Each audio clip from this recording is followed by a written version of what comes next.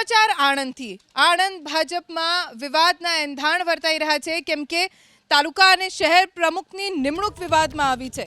સંગઠનના નિયમો નેવે મૂકીને નિમણૂક કરાયાનો ધારાસભ્યએ આરોપ લગાવ્યો। ઉમરેઠમાં હાર્દિક પટેલની નિમણૂકથી ધારાસભ્ય ગોવિંદ પરમાર નારાજ થયા।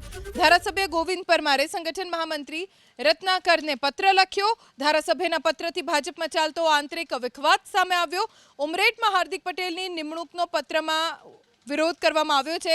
ગોવિંદ પરમારે લખ્યું છે કે હાર્દિક પટેલના પિતા પ્રકાશ પટેલ એપીએમસીના ચેરમેન છે। નિયમ અનુસાર એક ઘરમાં બે હોદ્દા ન આપી શકાય। આ બાપ બેટાએ પાર્ટીને અંધારામાં રાખી હોવાનો આરોપ ગોવિંદ પરમારે લગાવ્યો છે। સંગઠનની અંદર શહેર પ્રમુખ અને તાલુકા પ્રમુખ નિમણૂક કરવામાં આવી છે। એમાં અમારા શહેર પ્રમુખ ઉમરેઠમાં જે નિમણૂક થઈ છે એ ખરેખર ગેરવાજબી છે અને પાર્ટીની વિરોધમાં છે। અમે લેખિતમાં આપ્યું હતું કે જે ચેરમેન એપીએમનું ચેરમેન જે રહી ચૂક્યા છે એમનો દીકરો જો ચેરમેન થતો હોય પ્રમુખ તો ખરેખર એ થઈ શકે નહીં। અને અગાઉ પણ એની મમ્મી પણ 2 ટર્મ પ્રમુખ રહી ચૂકેલા છે, એની બહેન પણ હોદ્દા પર રહી ચૂકેલી છે। અને હાલમાં રાજીનામું આપ્યા સિવાય અત્યારે એમ કહે કે અમે રાજીનામું આપ્યું છે પાર્ટીમાં, તો ખરેખર પાર્ટીમાં રાજીનામું આપવાનું ના હોય, ખરેખર જિલ્લા રજિસ્ટ્રાર રાજીનામું આપવાનું હોય।